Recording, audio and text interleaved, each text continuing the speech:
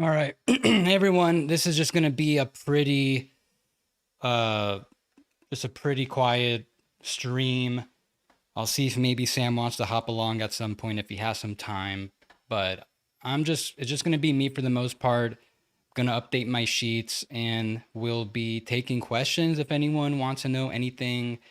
Have any questions, cap questions, whatever about these trades, and we'll see what happens. Hopefully, we get some fun trades, last second trades in the next, what is it now?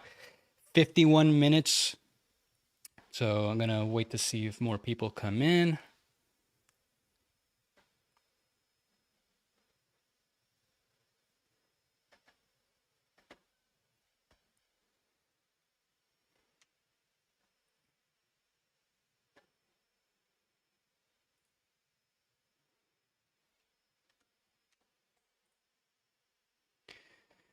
Leon Rose needs a statue for somehow turning Yabu into Alvarado. That's by Bill Nick 11.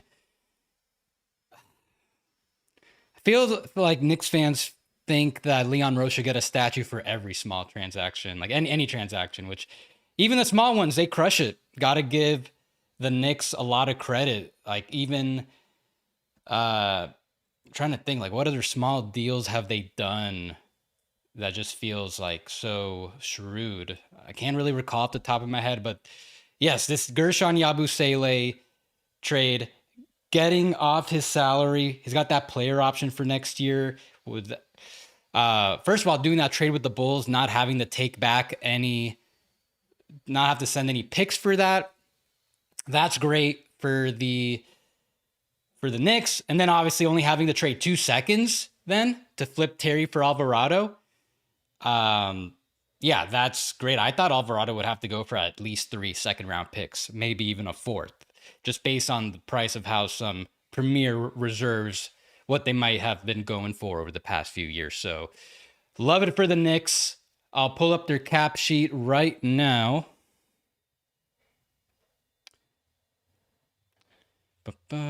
Yeah, so you got Jose in there now. The biggest thing, though, is that as far as this season, they were like only $148,000 below the second apron hard cap. They're not allowed to exceed that $207.8 million mark for any reason because they used the tax pyramid level on Yabusele. That meant they couldn't sign a 15th player until like the last week of the season. Not anymore. Now they could sign a player now. So this puts the Knicks in a better position ahead of the buyout market. Now, keep in mind, the Knicks cannot sign every player. And what I mean by that is they can't sign players who are making the mid-level or more. Those players are probably going to be Chris Middleton. If the Mavs buy him out, the only other guy I kind of see maybe could get a buyout making that much or more is Yusuf Nurkic. But the Jazz do still need some size. We got breaking news. The Clippers are trading Ivica Zubac to the Pacers. I imagine that this is going to involve Mathurin and either Isaiah Jackson or Jarris Walker. And then it's just a matter of the draft picks. How many picks are the Pacers willing to trade? The Clippers clearly pivoting. Also, Ivica Zubac is on paternity leave right now. Not sure this notification is what you want to see amid the birth of your child, but he's going to be in a better situation now. Clippers are clearly pivoting. Harden leaving them, quitting on them, ending things. All right, so give me a moment. I'm going to put all this together. And there will be some pauses while I try to process some of these trades.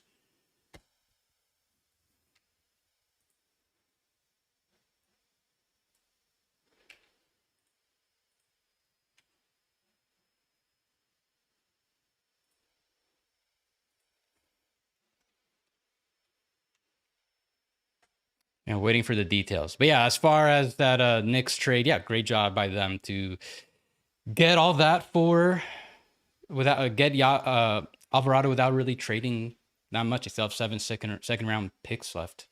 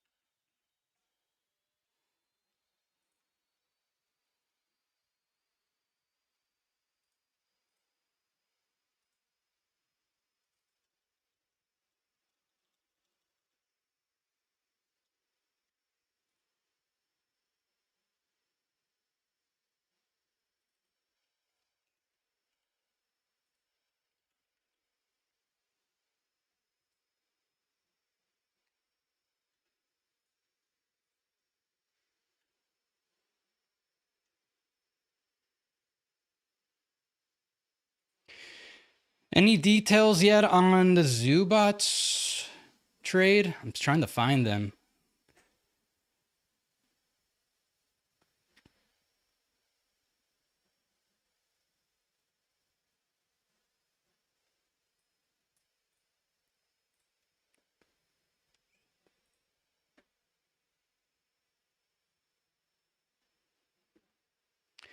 I accidentally closed my browser. I gotta load it all up again now.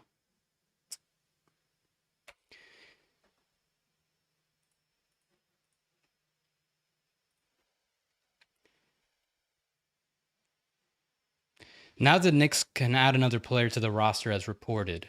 Do you think who will be a target? Malik Beasley an option? Doesn't seem like Malik Beasley has been cleared yet, so I wouldn't anticipate that. But like I said, the main thing is they can't sign anyone making the mid-level or more. So they need another big man. They need another wing.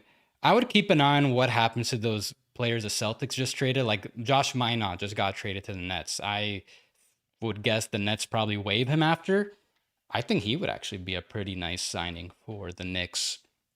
Someone like that. Maybe if Tillman gets traded, they could use another big man. Maybe someone like him.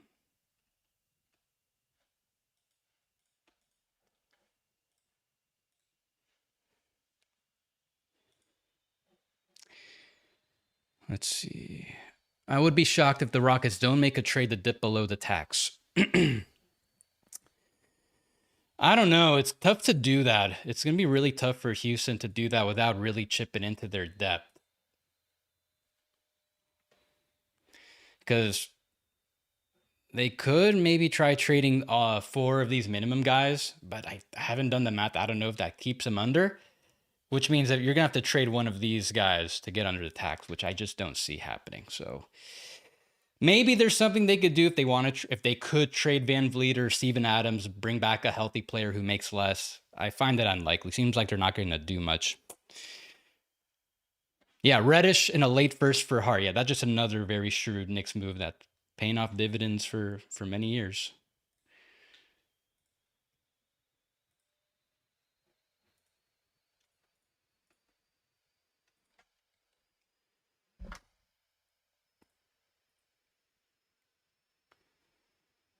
Two first round picks going to the Clippers. I mean, yeah, 2 first round picks going to the Clippers per Siegel, Brett Siegel. Good work there.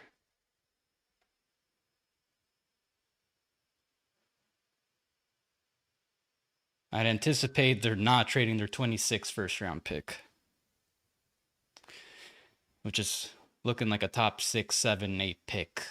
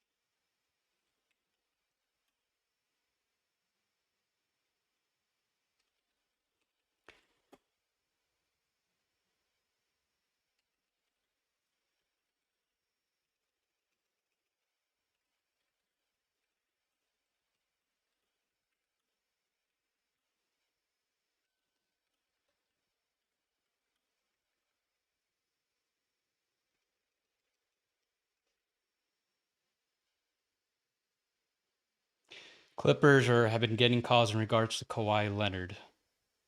Clippers will let Kawhi decide if he wants to stay in LA.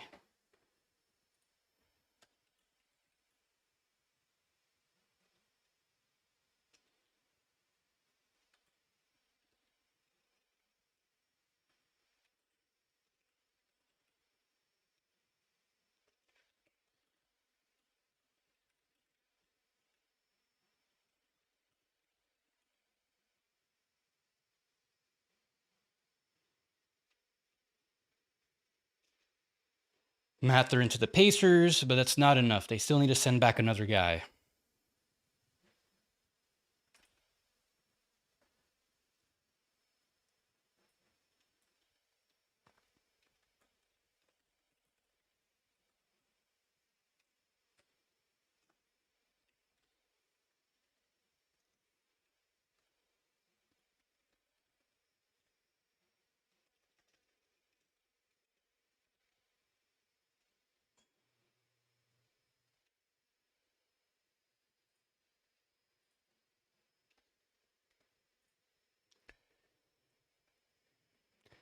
Why are the Clippers tanking? I just think it's not that they're tanking. They can't tank. They don't have a pick, but I think it's just a couple things. I'll give you a couple theories.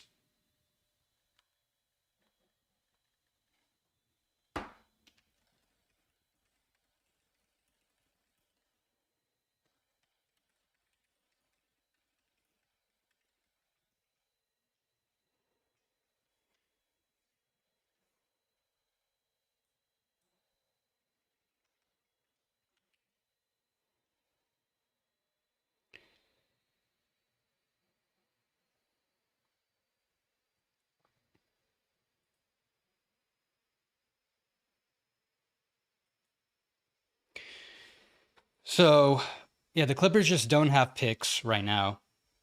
They have they have like only 2 available that they could trade. Now, by getting 2, they're up to they have 7 total. We're still waiting to see what those picks are from the Pacers. I wonder if maybe they're prepping for some penalties from that aspiration case. Maybe the loading up on picks. But also, once Harden quit on them, that was basically it as far as their competitive window this year. And I'm saying this as someone who loves to trade for the Clippers. I would rather just get the younger player in Garland. But at the same time, Garland's injured this year. He's been worse this year. So that trade is going to kill whatever momentum they had left. So just get younger. Now's the best time to trade Zubats, without a doubt. He's on an amazing contract, and he's 29. You just started this contract. Like, now is truly, truly the best time to get this much value to capitalize on him. Like they probably weren't going to get this much value from him in the future. Getting 2 first-round picks and Benedict Mathurin, and we'll see who is the other salary piece. That's great. Love this deadline for the Clippers. I suggested the Clippers when things were looking bad, get what you can. Getting Darius Garland for James Harden, I could never have imagined in a million years that was on the table. Getting 2 first-round picks and a nice prospect, like, not a prospect, like a good player like Mathurin as well, feels like an A-plus trade deadline to me by the Clippers.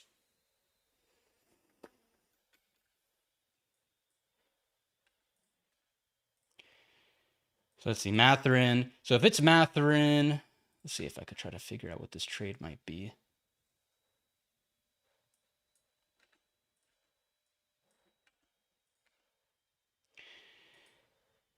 So the Clippers looks like they're about to get under the tax too. By doing this, I suspect that the Pacers, they're going to need to send like a minimum salary. So minimum-ish level salary could be just anybody. They can't trade Micah Potter. Like, let's say it's Cam Jones. That makes the money work, I believe. Something like that. They could reroute him to a third. Wow. The Pacers are trading their top 4 protected pick. Top 4 protected and then 10 through 30. So the Clippers only get this pick if it's 5 through 9. And then an unprotected 29. That's per Shams.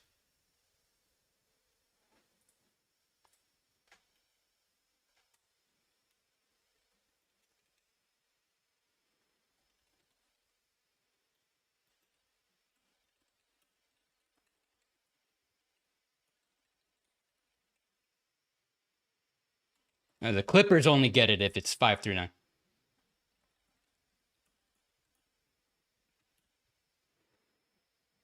Let me check. What are the lottery odds of that? I'm going to pull that up now.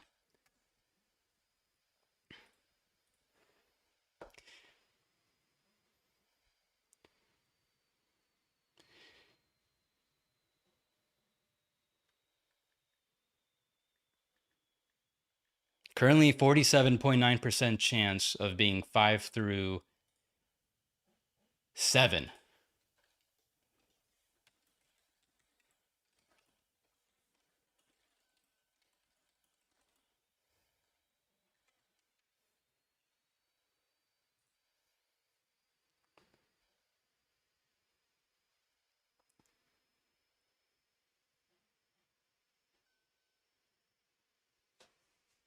I don't know.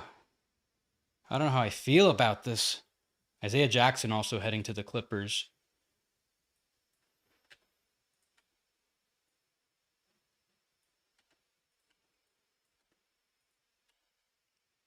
Damn, these two teams playing a wild game of poker. But even if the Clippers don't get the pick, I think Mathurin in a 29 first, that's still pretty good.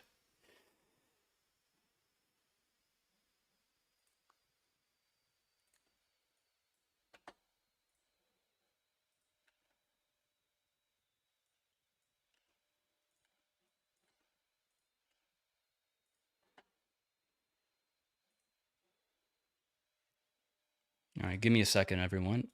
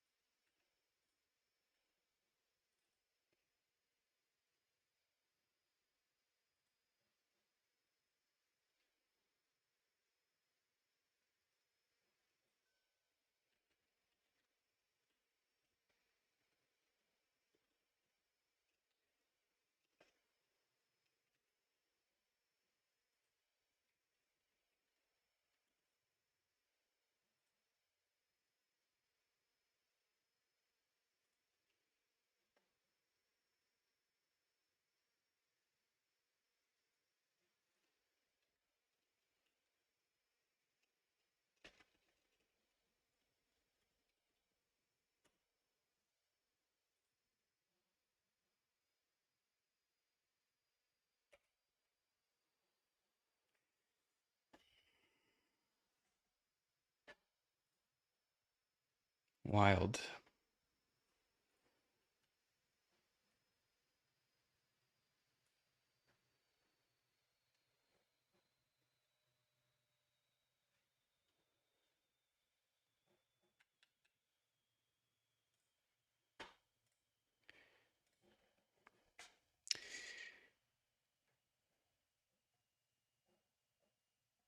Celtics seems to be aiming to get under the tax. Would they have to stay under next year to get any benefit? Yes. So the whole thing about the Celtics ducking the tax, and I anticipate they will. I think they're going to dump Xavier Tillman and Luka Garza as well.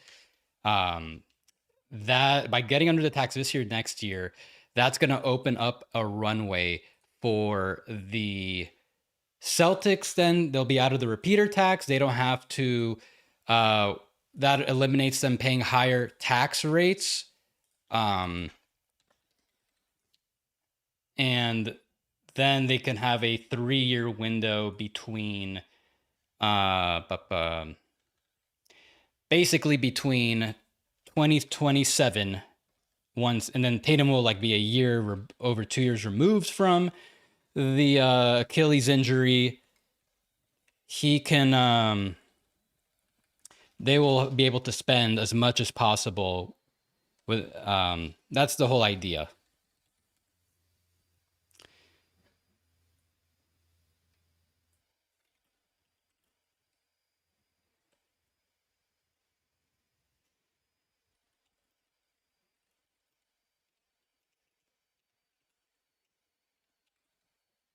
So yeah, expect the Celtics to do this again next season.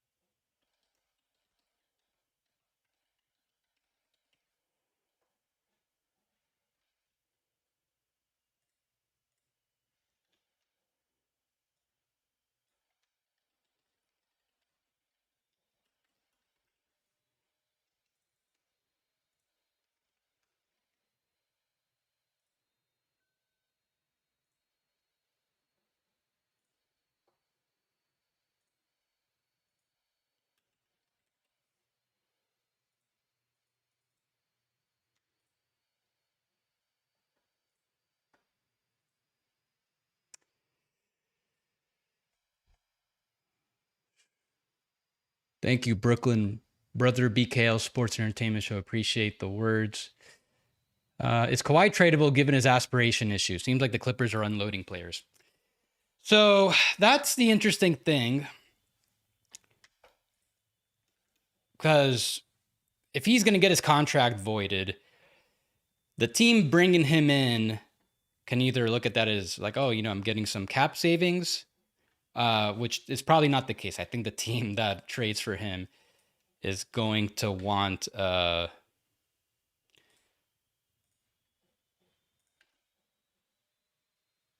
keep him. But they wouldn't be able to pay him. They wouldn't be able to pay him like market rate after he gets waived. They need cap space or a big enough exception to do it.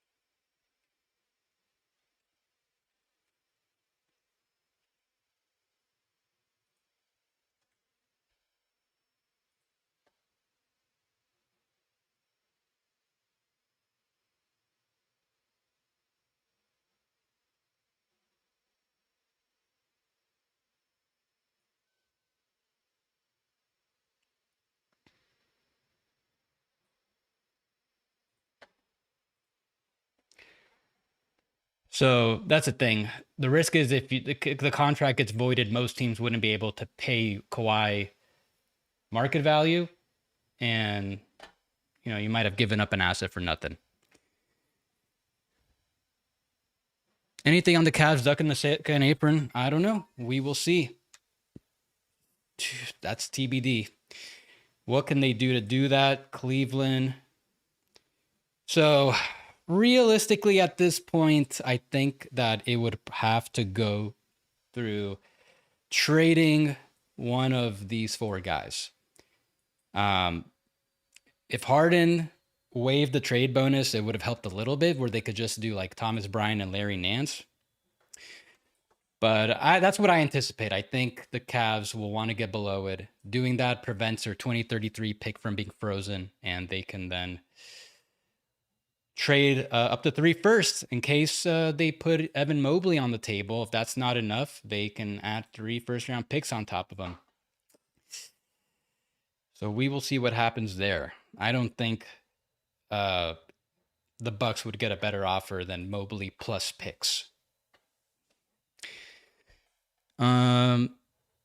PG plus picks for Kawhi. I thought about that. I think that kind of makes some sense for both sides. Maybe the Clippers can get one of their picks back.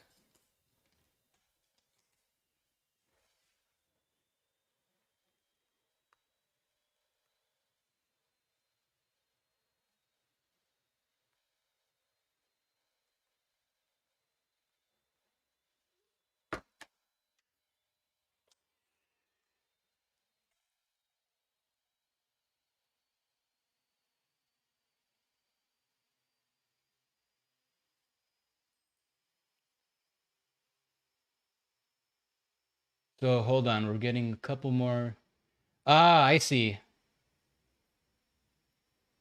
So the Clippers, that 26 pick, if it's not 5 through 9 this year, then it becomes a 2031 first. Love it for the Clippers. A plus work. They absolutely crushed this trade deadline. I don't know what else to say. Big winners of the trade deadline. Clippers. I think the Hawks have done really well.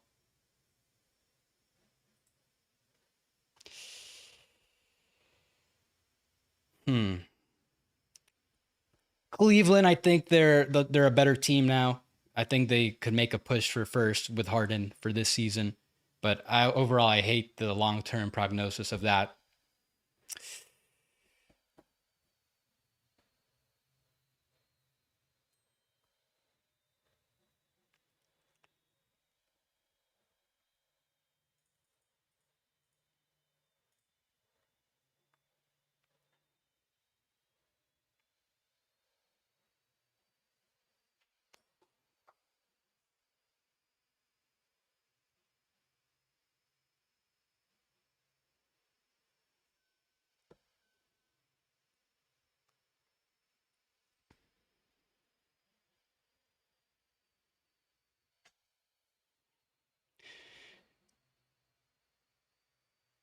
What does Zoo trade do to Clippers Caps plans?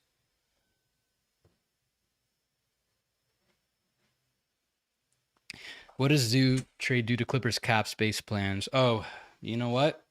I may have messed up my cap space projections because now that they're taking out Zoo, replacing him with Jackson, they still might have some cap space. But if they're going to bring back Mathurin, then they wouldn't have cap space.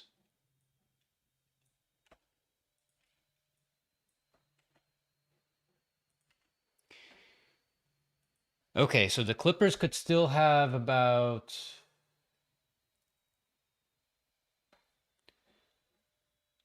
And Kobe Brown's also.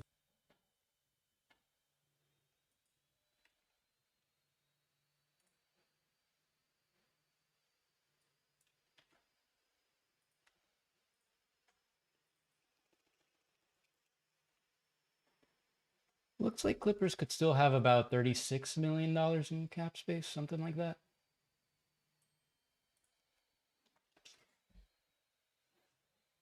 Yeah, that's what I'm getting. If they don't bring back Benedict Mathurin.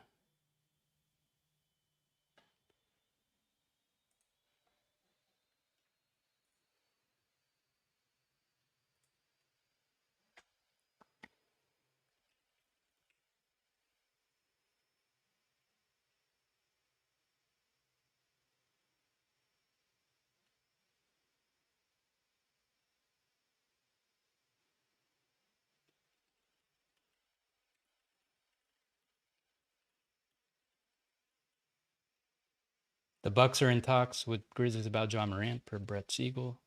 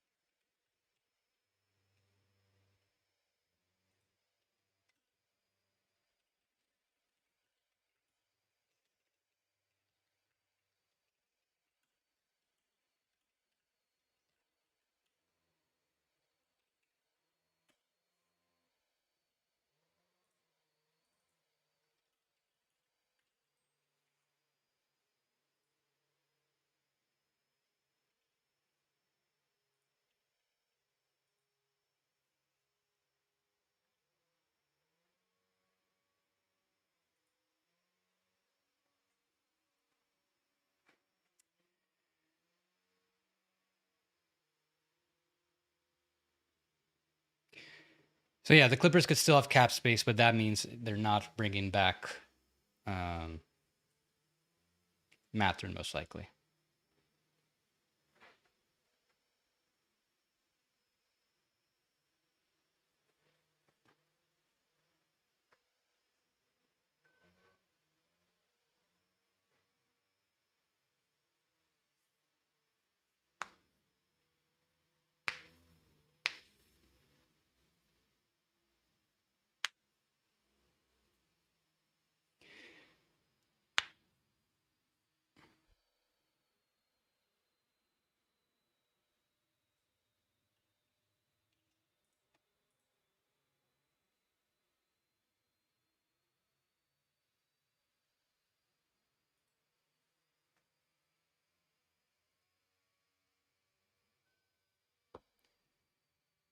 Usman Jang has been traded for a second or third time in the past 24 hours.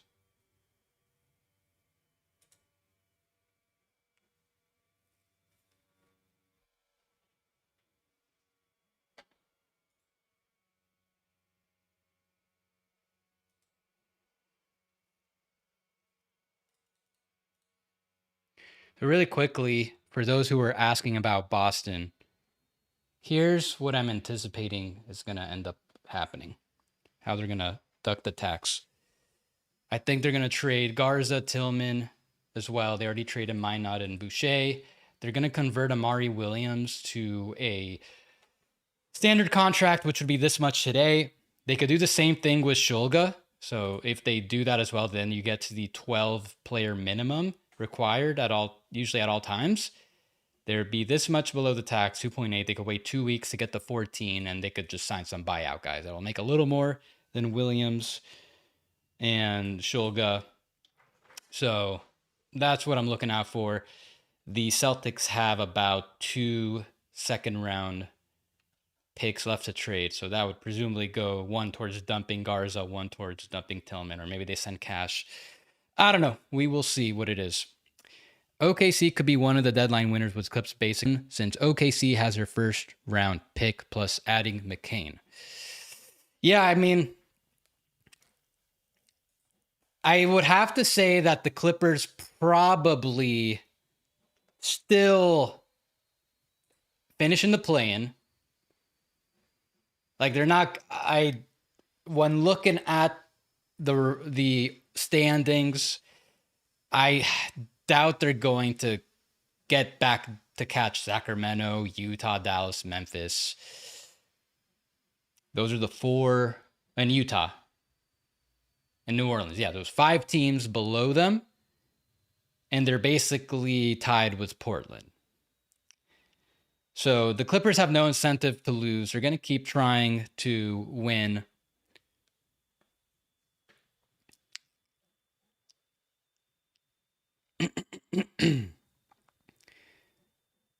So they'll kind of be in a morass with Portland and Golden State, I suspect.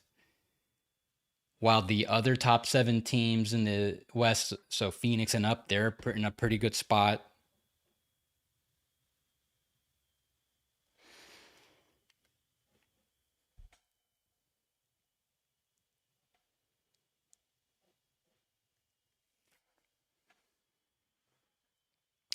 So they're probably, if I had to guess, I think they'll make the play-in. Ultimately, I guess they missed the playoffs now. I think I trust Golden State and Portland more at this point to beat them in the play-in. So the Clippers currently have the 12th. They're like 12th in the lottery standings. I think that's kind of where they stay. Maybe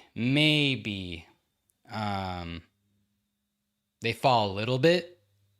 Like maybe Charlotte passes them, Portland passes them, and then OKC has like the 10th best odds at jumping up.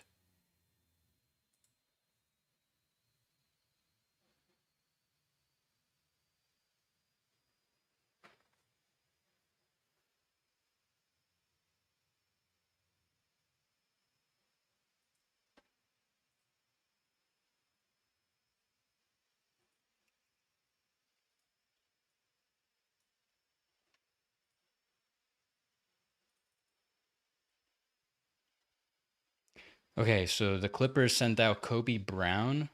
Does that get him under the tax? No. But it seems like the Clippers are going to get under the tax at this point.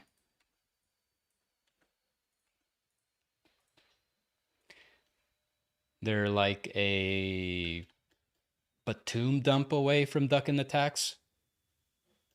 Something like that.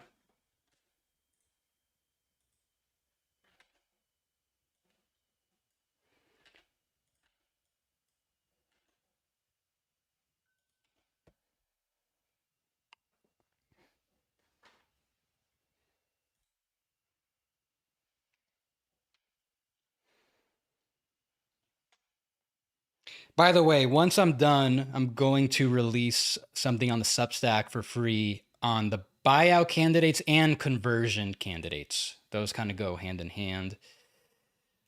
Just kind of waiting to see the final results of the trade deadline. So looks like we're just waiting on Ja.